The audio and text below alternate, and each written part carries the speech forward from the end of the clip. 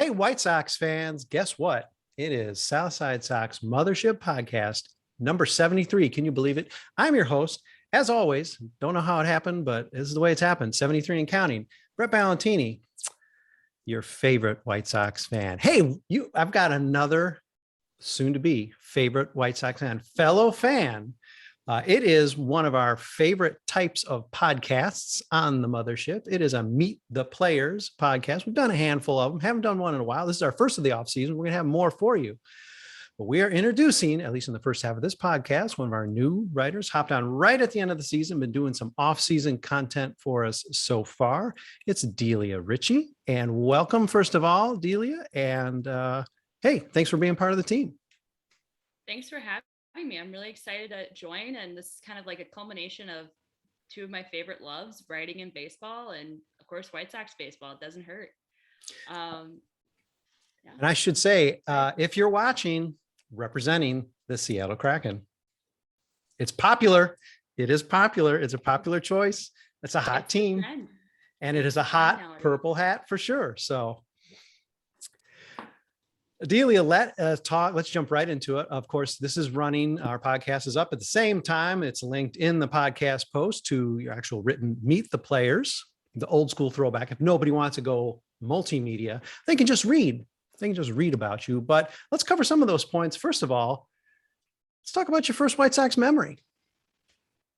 All right. So my first ever White Sox memory has to be from I was born in 1997. So I had no option whether or not I was going to be a White Sox fan or Cubs. It was always going to be the White Sox. Sign of a good family. It's my mom's influence, I swear. So my first White Sox memory is probably different than what I put, but I think it was going to a game with my mom when I was about 2 or 3. I was very young, very little. And just I hated fireworks. So Frank Thomas was still on the team at the time. And so that's a problem. So that was an issue for me. Yeah. Because they would hit a lot of home runs. And what would happen after every home run, there was fireworks everywhere. So it was just kind of it was hilarious to see oh, you finally got over your fear at maybe 5 or 6, but there's photos of my mom vividly remembers, they can't see this, but I would go tears of joy, tears of sadness, all the emotions of processing fireworks within 10 seconds of the fireworks being lit. It was always hard when you could tell, I always tell by the hit, the way the bat cracked and the way the bat hit, it was gonna be a home run no matter what. And I was like, great, let's get through it. That's interesting that you're conditioned. That's I had it actually ended up being an auditory thing. I just couldn't handle loud booms. So someone joked oh, maybe in a past life you were involved in a war or something. I'm I don't think it's that. I just don't like fireworks. I don't think it's that deep. I want the home runs, but but my mom would kind of take me to Cubs and Sox games growing up, but I really loved going to Sox games because there was always way better cotton candy and way better food options, and that still holds to this day. Yeah, it does. Still better food options. No offense to the Cubs, I'm I had great pizza there once, but it was more just they had great chef series, so that was cool to go to, but it wasn't what kept me going. I immediately went back to Sox games. You have full permission, Delia. Feel free to offend the Cubs. Don't worry about that. Oh, I would. In that context, okay. In that context, food-wise, I would. But player-wise, I will not lie. I did love certain players on the Cubs growing up because it was easy access. The red line, it was you could go to both games in one day if you really tried hard enough, and they were on the same time. And I just remember watching I was on a trip when I was 17, and my classmates and I went to Nashville and Memphis, and we got to see a Memphis Redbirds game on the Memphis swing of our trip. So I got to see Chris Bryant in the minors in 2015, 2 weeks before he was called up to the Cubs for good. So seeing those kind of things is super awesome. And I love supporting minor league baseball. I wish I could have done it more. because it's Yeah. incredible to see the growth and development of players. I honestly wish that I probably will end up going to a couple this summer. Mm. Because not my mom, one of my best friends works for the Chicago Dogs. So I plan on going to a few games for her. And it's funny because we both worked for the Cubs at the same time, and we became friends, and we both realized, like, oh my God, we're like sisters from like sisters. Like how have we never connected over this commonality? Sure. And Pam, you're a real one. I I kind of just had that connection to the White Sox more just based on what I wanted to do when I grew up, what I thought I wanted to do when I grew up, which was be the shortstop for the Chicago White Sox or the catcher. But I was like, I don't want to take AJ Pierzynski's job, like if he stays on for a long time. I was also raised by a mom, full disclosure. I'm going to mention my mom a lot. She's Okay, my main it's reason fair. why I'm a huge Sox fan. And That's also how it happens. my grandparents. So I joked like, oh yeah, like my mom's a huge Carlton Fisk fan. That's why I love catchers who can throw to second base and get someone out. It's exactly the reason why. It would, sure, absolutely. And my love of baseball really stemmed from my grandparents. My grandma, I don't know where they are, but she would make a homemade scorecard for every game my grandpa went to, including the 1959 World Series. Wow. True, but I think it was the 1959 World Series. If I get if one of my family members finds out about this and they're like, Delia, it wasn't the 1959 World Series, how dare you? Then we're not going to hold you to it. That's a pretty cool thing. That's a pretty cool thing. She loved baseball, and some of my fondest memories of watching away games were sitting in our front room. So in Chicago, I live in a 2-flat. I grew up in a 2-flat. So we had a front room where we would see everything, and then we would have a TV on. And the TV always either had baseball, whatever movie at the time I was obsessed with as a child, and my grandparents' wedding anniversary video. I always loved watching that growing up. So it was funny to see like how much their love of baseball fueled my love of baseball. And my grandpa especially, he raised my mom, like my aunts and uncles and my mom, to love baseball. And my main lesson from him was respect the game, love the game first, respect the game first, love your team second. And I kind of took that, I developed that meaning as the years went on. Like you have to be civic pride. I was really happy for my friends who were really, really big Cubs fans that were really happy for me when the White Sox won the World Series and made it to the playoffs in 2008. And they were like, Delia, we'll help you black out your Converse. Like you have pink Converse. Let's just moral support, just having true friends that were like, I don't really see the rivalry. I'm like, I don't either really, but it's a thing. It happens. It flips on the script. So like one year, the Cubs could be really good, make it to the World Series, win, throw off the balance of the universe. The next year, White Sox could win. You never know. Yeah. It does make it fun. It does make it fun having the two teams. Sure.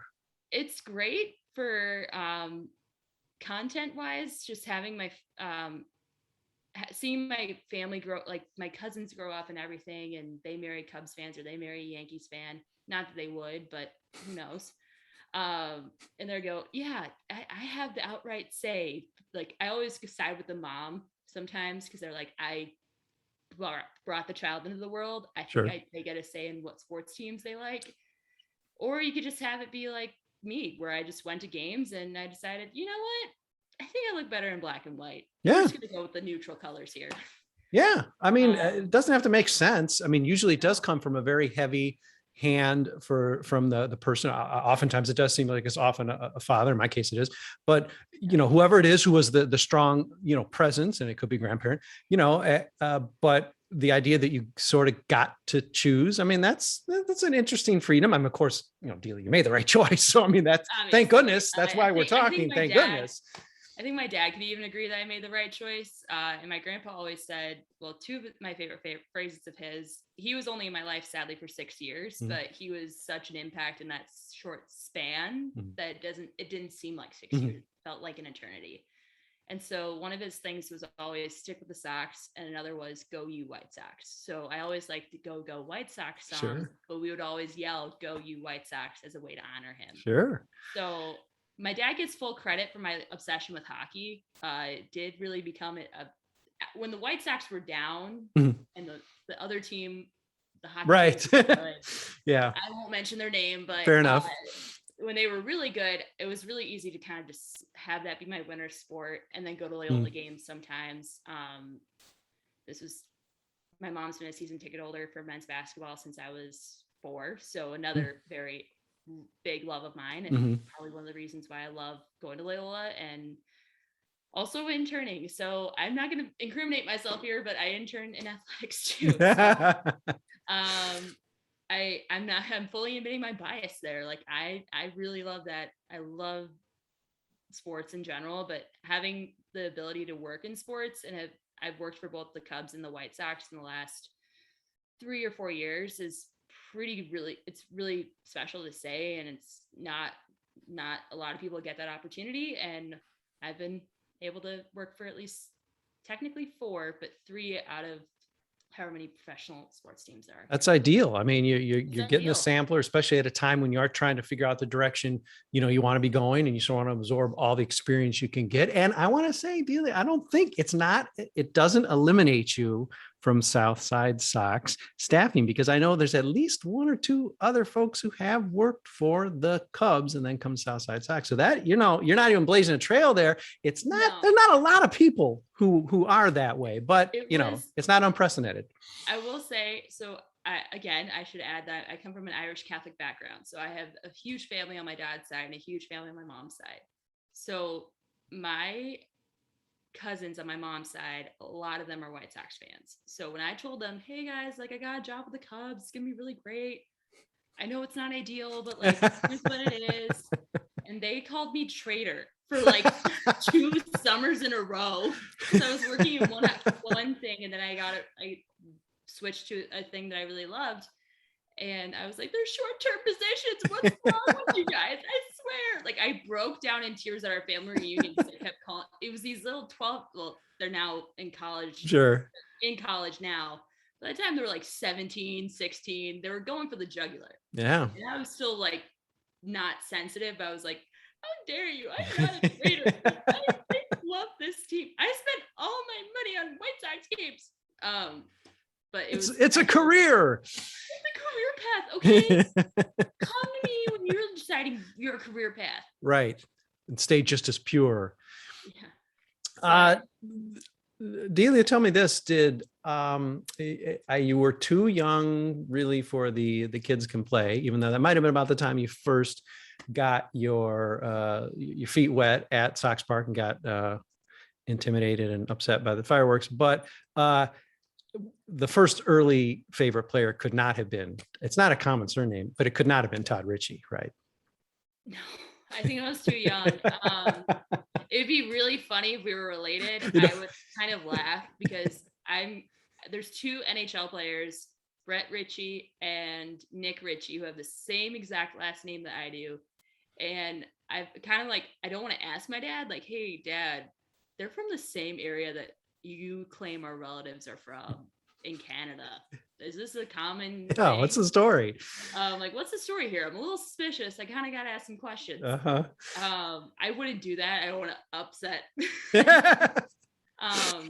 But I will say my earliest favorite player, it had to have been Frank Thomas, because I remember, so my parents were really young when they not young, but they were young enough to like not have a lot of friends that had kids at the time.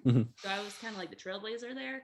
And so that meant I had to go to the ER a lot. Not a lot, like, sure. For some right. One time I remember I was dehydrated, and it was at a Sunday softball game, and that was a big thing in my family. And so my grandpa noticed that I was not doing well. And so I had a Gatorade, and in the back seat, everything's going. So it's a long way to say I had to go to the ER. They hooked me up in an IV. My grandpa and my uncle, so also my godfather, hi Uncle Johnny, they bolted to get to Children's. And then they beat my mom and I and my dad. Like they beat us to the hospital, and they were at the same place that we were. And so I had to be hooked up to an IV to kind of get some fluids in. And I go to my mom, and I remember one of my earliest scary moments of like athletic injuries was Big Hurt going down in 1999, 2000 maybe. And he was carted off. And that was a huge thing for me because I was like, oh, no, he has to be okay. So I lift up my little arm and I go, Mommy, I have an owie like the Big Hurt. And so I loved him, and I think he's great. And I love his social presence. I love him as a player. But I'd also say in that same vein, Paul Konerko probably had to been an early favorite. But Scott Pasenik, I will say, was definitely up there as I got older. And Jim Thome by far was one of my favorites in middle school and a little well into high school, because I would always say like, oh, Jim Thome was incredible. Like, and when I heard his speech, the saying like, whether you were a kid in the stands or a kid just saying hello, I related to that because I met him twice and I was able to be like, you're awesome. And I was little, so I was like, you're amazing. He's like, oh no, thank you.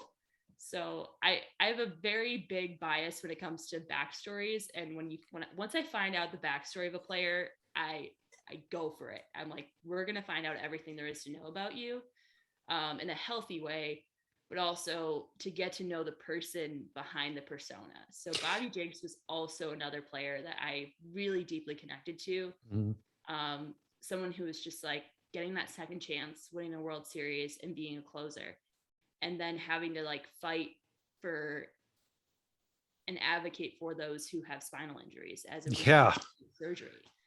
I will shout out my sport management professor, Dr. Zachary Binkley, for showing me.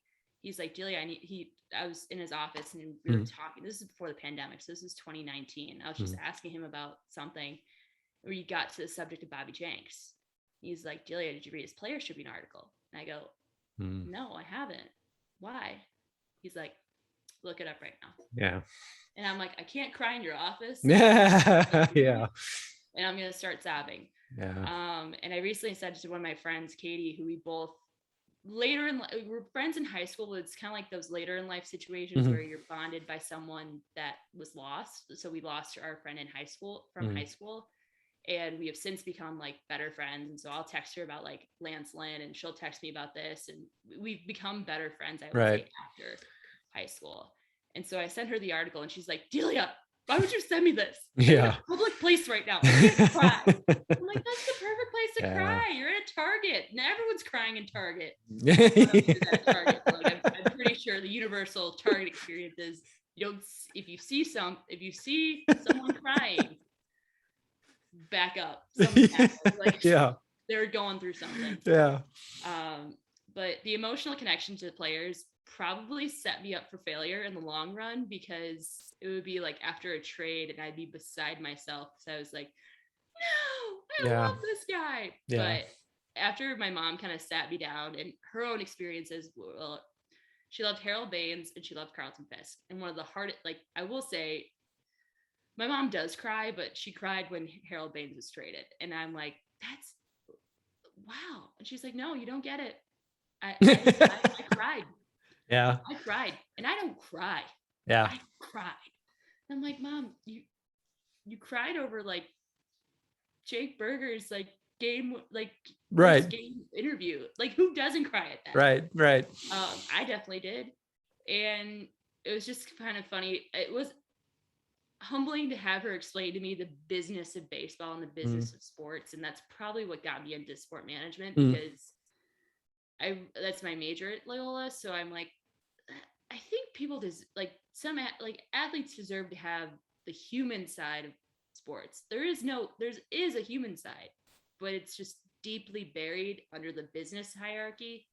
And you can't have like oh, well, thanks for being such a great player, but bye, you're not worth much. Like, it's just kind of, there's no mediator for them to be like, I've played this sport my whole life for the team my whole life.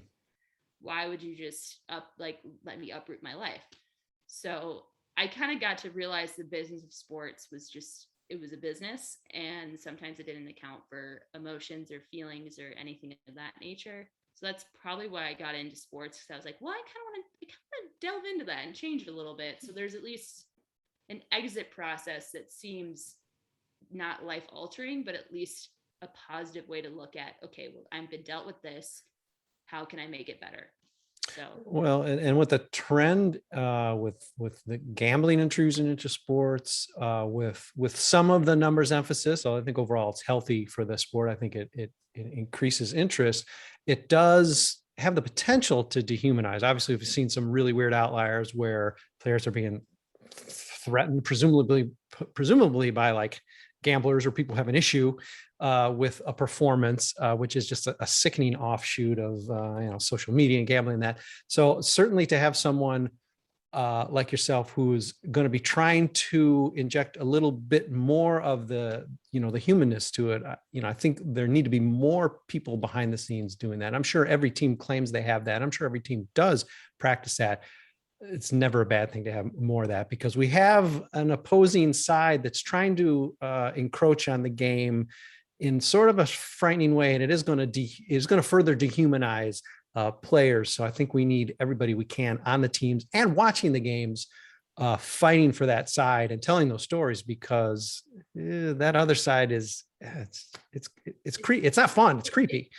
It creeps me out a little bit, because the thing that I can't stand most, especially with athletes, is when they get attacked for something like, I mean, if it's something like, something they say that's really deeply offensive to other people and it directly harms people. Sure.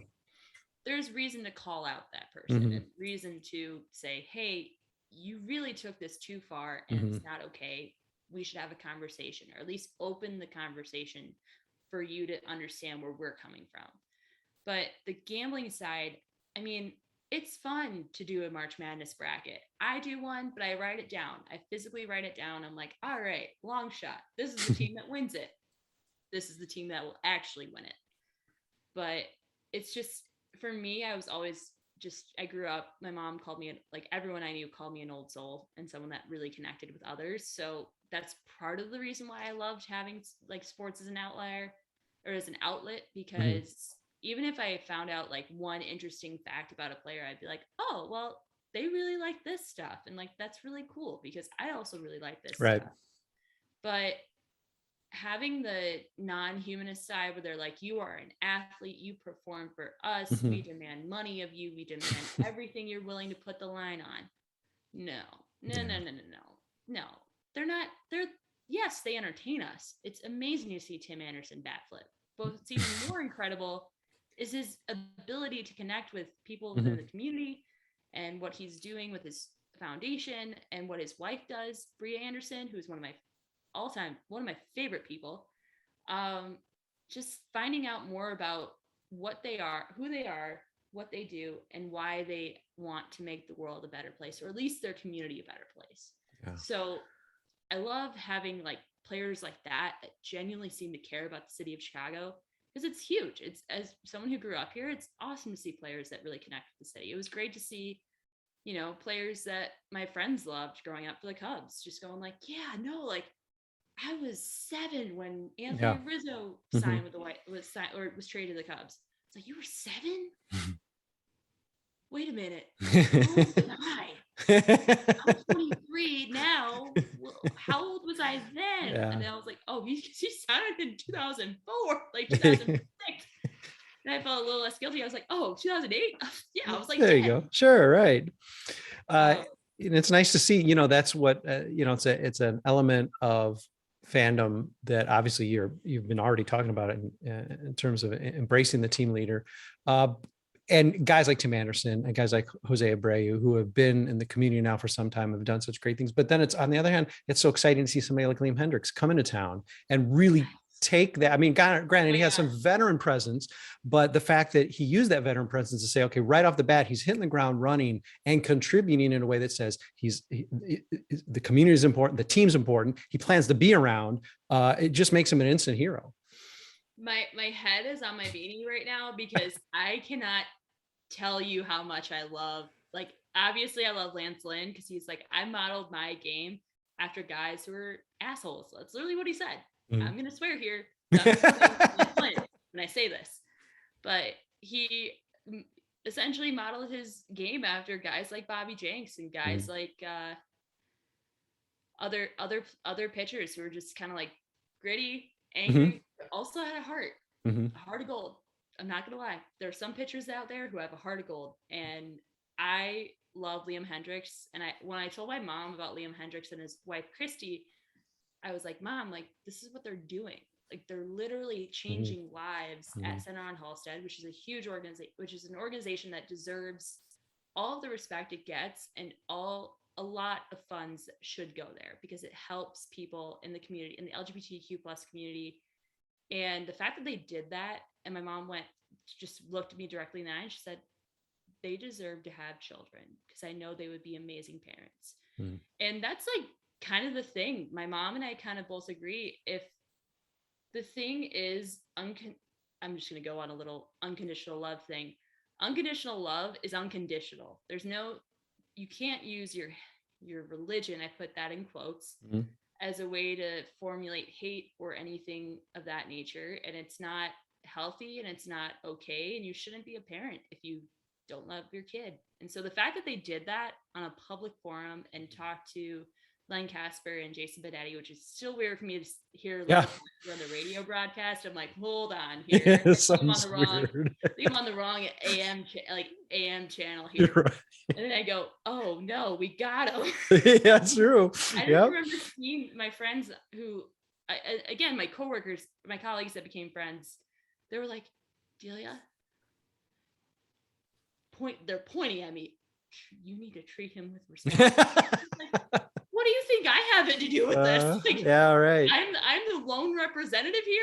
No, Timmy's a Padres fan. Why? I don't know, but I'm not going to ask him about it because he's going to hurt me. Not literally, but figuratively. I mean, the White Sox won 5 out of 6, and the biggest win I think over the Cubs this year was stealing such a great voice. So pretty sweet. It was definitely. I mean, if the Craig Kimbrell thing did work out, I'm glad we have Len Casper because I will admit the 2020 season, I really missed hearing Ed Farmer. And that was one thing I loved that my grandma did, is she would at times listen to the radio broadcast and watch the TV, especially if it was a national broadcast. And at the time, so maybe 2005, when I was in the front room, we were in the living room watching the game, and we had the radio on because we're like, we're going to have the radio on for this. Like, we're not going to listen to Joe Buck. Yeah. We were kind of right about that. Yeah.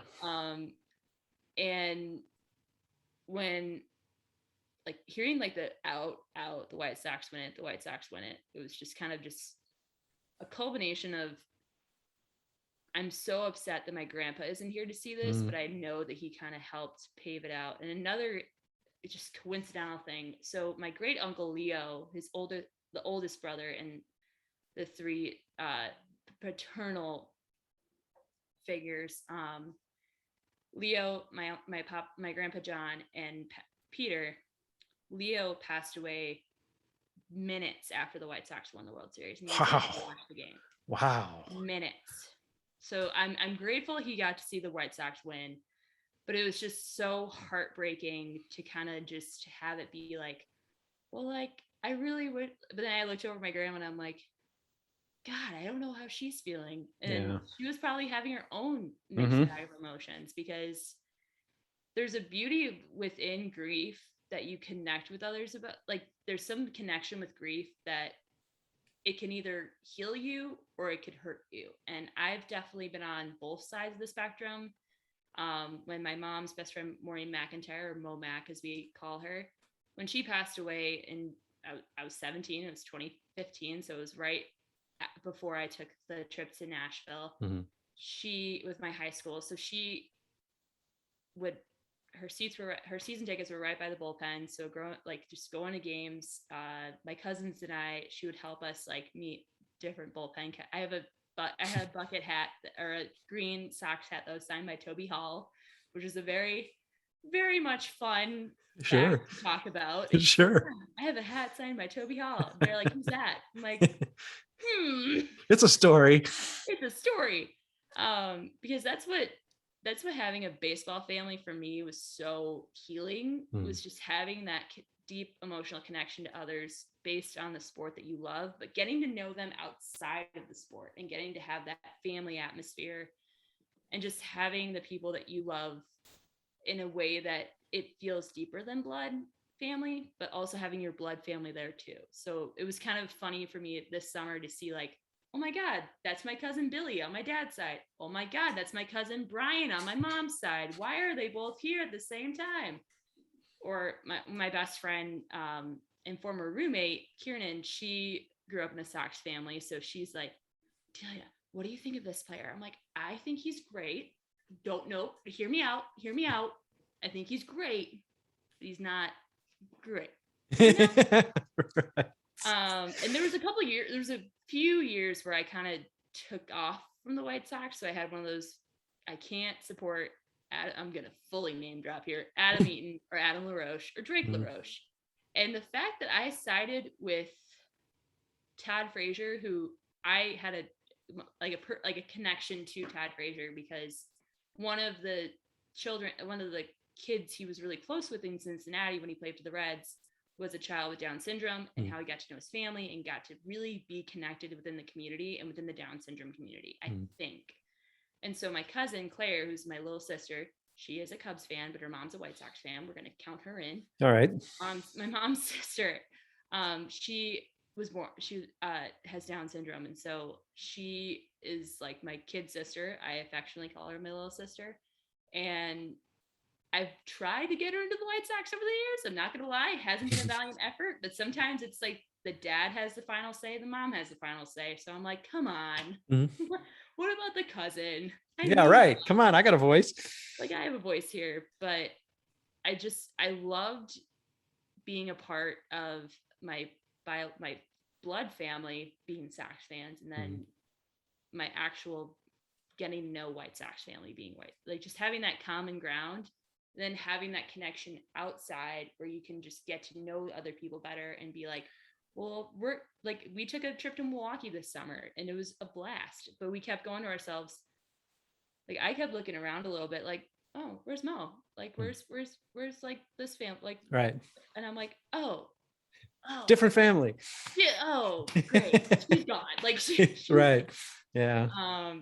So I will say I loved having sports as like both my outlet for grief and as my inlet, because I would let some people in and then they would some people would be staying, some people wouldn't. But the one thing that always tripped my friends growing up was, wait, how are you born on the north side, raised on the north side, and a diehard White Sox fan?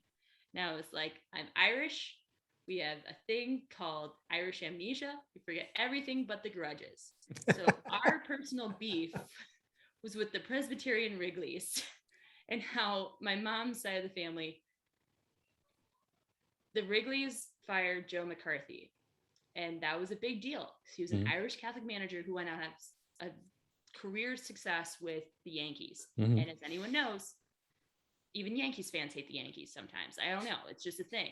I love Derek Jeter, but it was a real hard time admitting that growing up. So I was like, oh, do I hate him because he's good? Yeah. I like him because he's good. Yeah. But he's a good person, but he's a Yankee. Look at the hat. Yeah. Yeah. Like he's wearing a Yankees hat. And I don't support this. No. But I also grew up a huge David Ortiz fan. So that had the Boston Red Sox and the White Sox connection definitely had a little spinning circle. But having the ability to tell your friends, like, yeah, we've had I guess it's now 90-year beef with Wrigley's. And then my grandpa, so he was a diehard Chicago Cardinals fan. So that's taking it way back when the Cardinals were the sole football team. And so the Bears played at Wrigley. And so my family would go up to the Northwoods of Wisconsin a lot. And my great-grandfather would go to Cubs games and he would kind of like help with pickup or whatever. And there's a weird thing that some Irish families grew up both Packers fans and White Sox fans because the Cardinals were ousted to St. Louis and then later Arizona, which the Bears played at Wrigley. It was easy Mhm. connection to make. And so that's why my uncle is a huge Packers fan too. So it's kind of funny to be like, well, I love football. Not gonna lie there. Love it. I just can't say which football team I root for. I just kind of go like, I'm neutral. I really like the Bulls. Let's go to a sport we can talk about. Like I think the Bull. I'll pivot the conversation. Like so Seattle Kraken. They're really cracking at it. Really getting at it. They're cracking me up. And then you're like, what is spring training? Yeah. Oh, this isn't catching when? Please let me know so I can not be here for this conversation. On that note, Delia, let's take a break. We're going to talk about the actual Chicago White Sox team. You've gotten to know a little bit about Delia Ritchie, our new staffer, who has already participated in some writing here. We're going to take a quick break. Be right back with the second half that talks a little bit 2021 and 2022 White Sox. Hold on just a sec.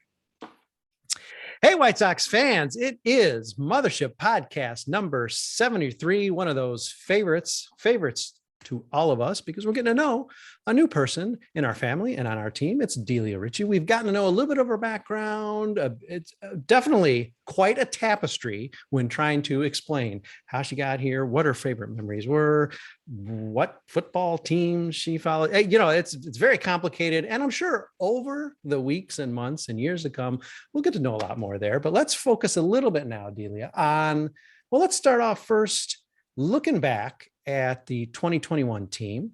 Playoff club, almost led the division from first pitch to final out, had a successful season on a lot of counts. In terms of your expectations, how did the 2021 team measure up? So I'll start right before spring training. As soon as I've heard, again, I looked at my memories from a couple days ago when the announcement of Tony La Russa's hire was made. And initially I was like, what? Are you kidding me? Is this a real thing? Is this real? Are we doing this? It was shock. I really had to tell my mom. I had to have my mom kind of calm me down. I was like going on a little spiral there. So I was like, this is not real. This is you and a lot of us. This is not real. And then it got to be spring training and oh God, the hits kept coming. It was like you could tell Herm Schneider was not the lead athletic trainer anymore. Yeah. And losing Eloy, or losing, I think it was Luis and then Eloy, or maybe it was reversed. But yeah, Eloy was spring training, and then Luis was May. So yeah, Eloy didn't even get to start the regular season. So having Eloy go down early before the season even began, really, it was probably game 2 of spring training. I could say that I was like, this is not good. This is not good. This is not good. And then I was shocked at again, some of the decisions that were made, I was shocked for a different reason, but I was completely shocked by when a couple days later, we found out, oh, wait, Tony La Russa had this happen and he was still allowed to be on the team. Still hired. And as someone who, personally, I've not been impacted by impaired driving or drunk driving, but my mom has. And for me, I have anger towards the person that almost hurt my mom permanently.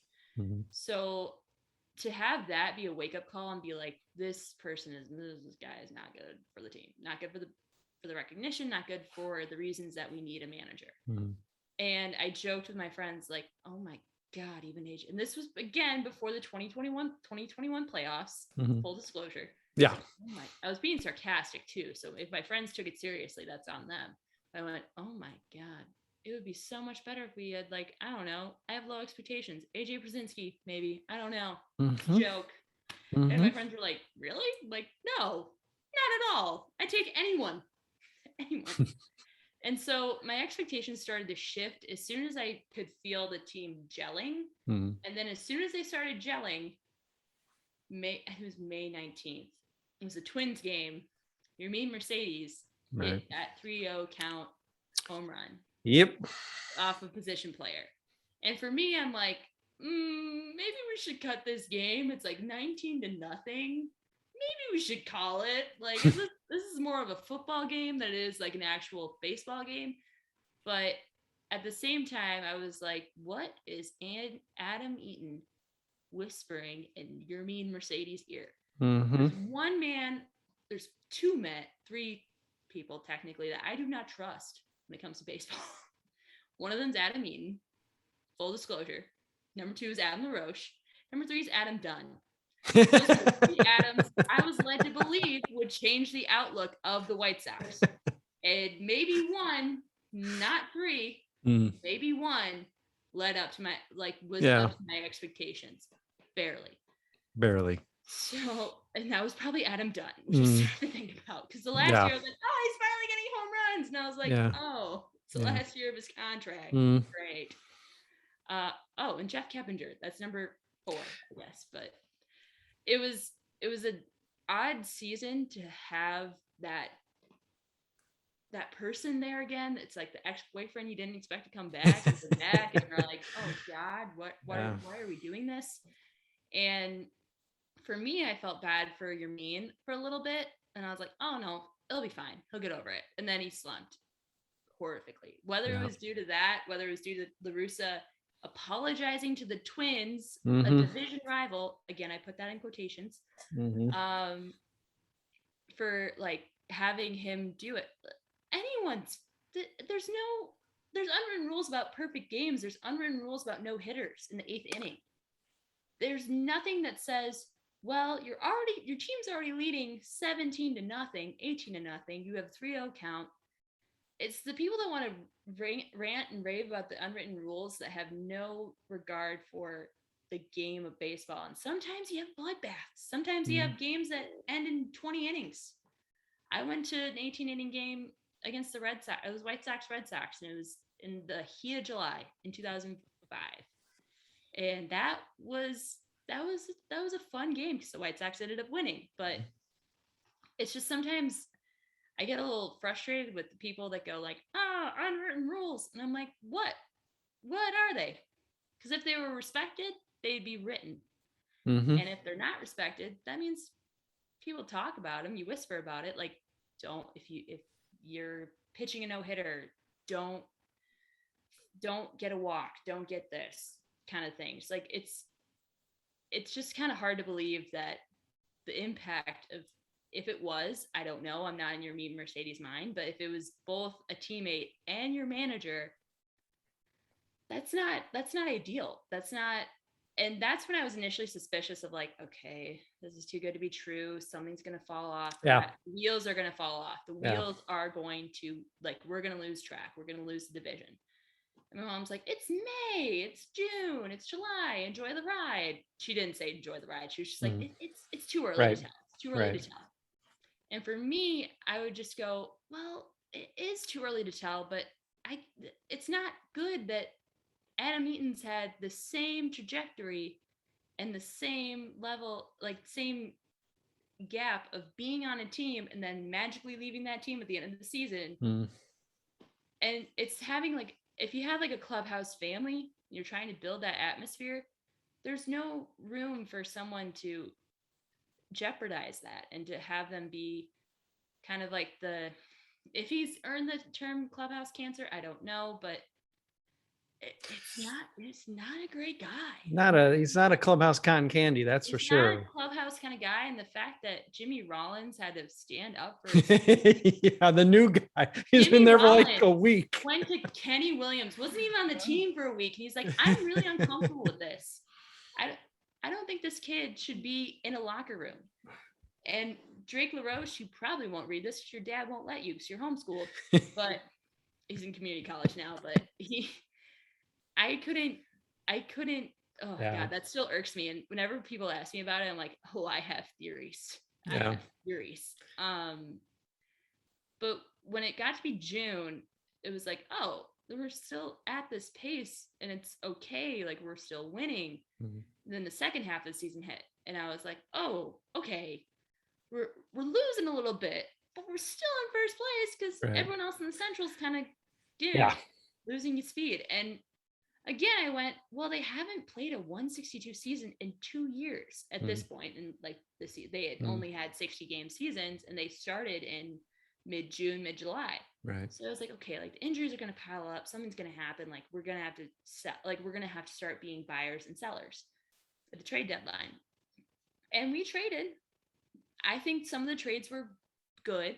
I really actually did initially like the Kimbrel Tempura trade with Madrigal and Cody Hoyer, and what then was, Cody Hoyer and Hoyer. Madrigal, right, for Kimbrel, right? Yeah. And I thought, oh, like maybe we can actually, and then I remembered Kimbrel's National League career, and I was like, oh, okay. Yeah. We're really pushing Hendrix's limit here. And I did love Tempura. He won me over in the long run because I was like, he really is pitching his heart out, and I can appreciate that. Yes, he did almost blow a couple leads, but again, some of the time I'm like, eh. And then I will say, my number one bingo card, not expected, but I was expecting it in a way, was Dallas Keuchel just completely losing steam. And like, I feel for him, but I was also like, you don't blame the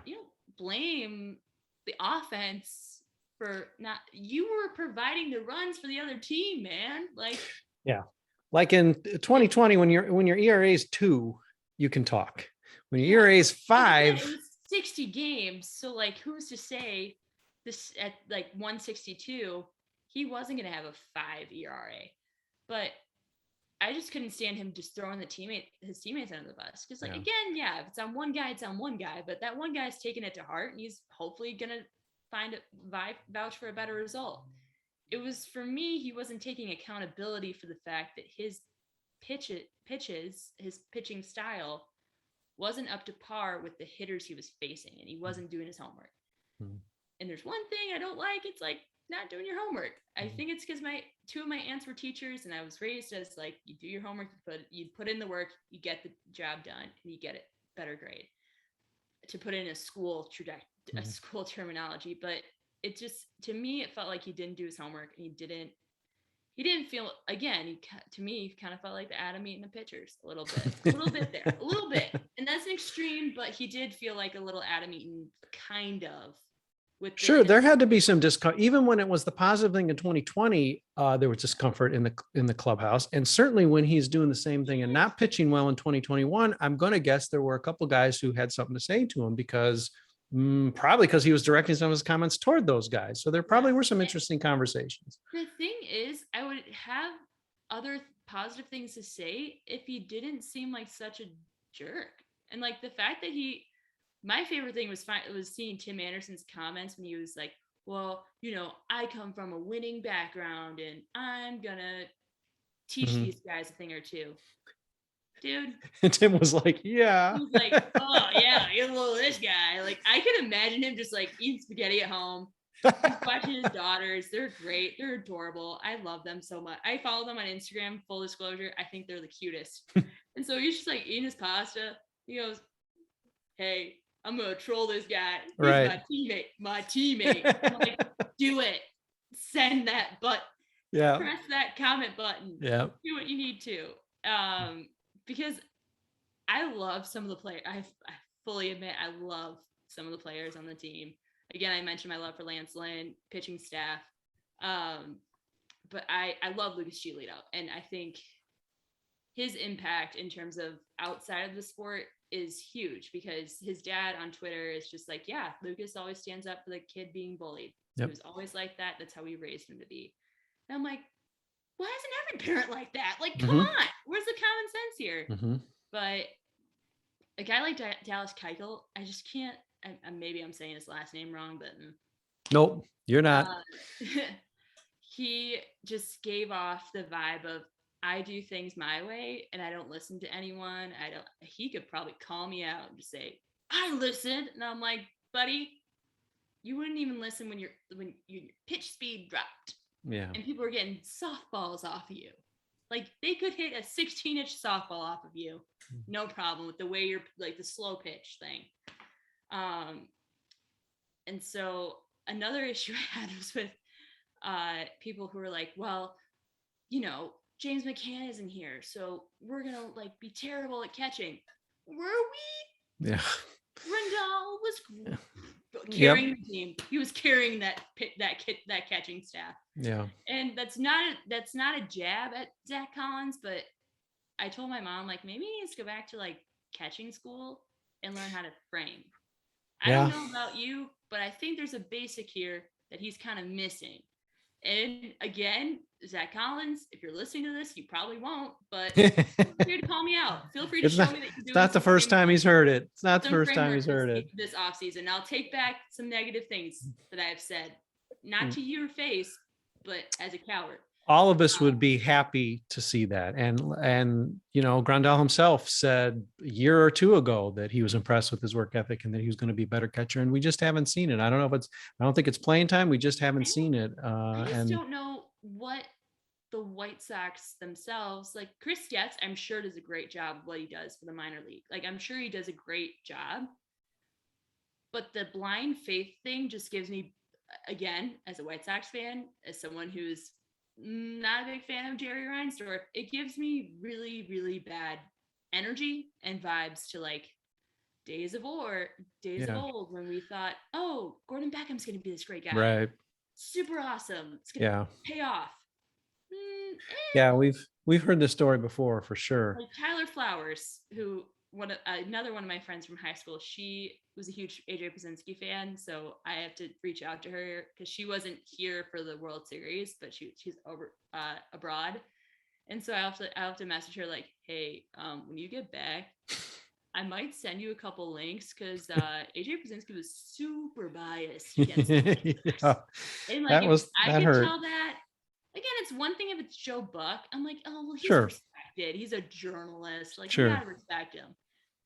It's another if it's like someone that you grew up and you loved. And I remember going to like a Cleveland game, and the White Sox were playing in Cleveland, and we ran into like half the team, and it was John Dink's birthday or something. I think it was John Dink's birthday. So half the team was there. And AJ Pazinski, who I had bumped into physically earlier at the mall attached to the Ritz-Carlton in Cleveland, he goes, hey, didn't I bump into you earlier? I was 10, so I was like, yeah, you did. I dropped my phone, but yeah, you definitely did. And he's like, well, how are you guys? Like, like, did you go to the game at all? I'm like, you're having a full conversation. We're at a Morton Steakhouse in Cleveland. All right, let's get into this. And so my mom's there. And so I go, well, like, AJ, here's the thing. There was this fan who was a little rude, and he was a Cleveland fan, of course. Like, why wouldn't it be? I'm not dragging all Cleveland fans. I know some that are great and some that are awful. This is an example of an awful one. So I didn't realize that his surname was Przinski. And I didn't make the association at the time, because again, I was 10, that he was Polish. So this is funny to me. He was like, yeah, he kept calling you catfish pierogi. And I kept going, it doesn't even make sense. Like, he's not a catfish, whatever that is, and he's not a pierogi. Like, what? That's like, doesn't make sense. And he was trying to hold it in, like the laughter, because he was just trying to laugh at the fact that this 10-year-old is telling him this story, his honor, basically. As a White Sox fan, like as a child, like just defending his honor. I was defending your honor, and now, AJ, I don't know if I can anymore. Yeah, you don't have to be biased for the White Sox. You can just be not biased. Be nice to them. Okay, they just made a major overhaul. I was sad to see Don Cooper go, but I thought it was I was saying years ago, like, I think we need a new pitching coach. Like, I think that might be a thing. But again, we had like AJ Pazinski, we had a reliever, and this was a long time ago, now that I think about it, but like Addison Reed, two pitchers I really, really loved. And then we got rid of them. We got a lot in return, which is paid off, I'd say, considerably. Having Kopech on the team, I was like, okay, I don't know how to feel about him, but now he's hopefully going to make the starting rotation. I'm a little worried about it, but I think he can do it. I think he has the chops for it. I want to see Garrett Crochet. Sorry. In a more reliever role, because I think he'd be better off as like kind of the in between fifth and sixth, or maybe even the third sometimes. Sure. But I was really disappointed to see so I guess going into the more off season, I love Carlos Rodon, but I guess that's my heart saying I love Carlos Rodon and his comeback. Is it some Rick Hahn mastermind game he's playing with us where he's like, in the long run, this is going to work? Well, in the long run, we ended up with eating Keuchel's contract, Kimbrel's option. Yep. We gave up Cesar Hernandez. We don't have a second baseman anymore. Mm-hmm. Great. Yeah. It's a little bit out of the team is a little bit incomplete, and that's the way it works at the start of the offseason, I suppose. I think we'd like to have a little bit more of the pieces in place. So when you look at the 2022 team needs, what is the one thing you think the White Sox definitely need to do? It does seem like there are significant needs at second, right field, and of course, as always, rotation and bullpen. What jumps out maybe of those four? Or go off the board if you want.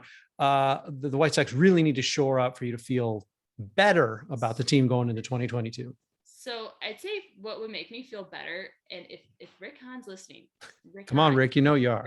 Rick, please listen to me. I think they really need a second baseman. I think again, we need some solid bullpen arms, and if that means we trade Keuchel and Kimbrel, in my dream life, in my Barbie dream house world, that's what I want. But I think for right field, don't depend on Andrew Vaughn and Gavin. They can't, and Gavin Sheets, they can do it. They will be able to do it. But you need someone that, again, Andrew Vaughn he broke the team out of camp, and he didn't really, I don't think he had minor league experience at the time that he was. Well, he went all the way from high A, so it's a huge jump considering you never played double A or triple A ball. It is a huge adjustment, and I can't imagine the upheaval he felt. Like, oh my God, this is so exhilarating, but I don't have the experience necessary. So, I mean, ideally, I would love to see the hitting coach leave. That's just my personal opinion. That's my personnel opinion, I should say.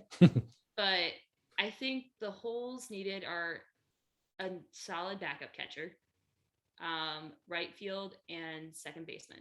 And then in the throwaway, I'd say maybe one more starter, not from the White Sox, and then a reliever or someone that is a starter but willing to pitch in a reliever role or a setup role. Because I love Guns N' Roses. I love the song Sweet Child of Mine. But now I can't listen to that song without getting a little fight or flight response.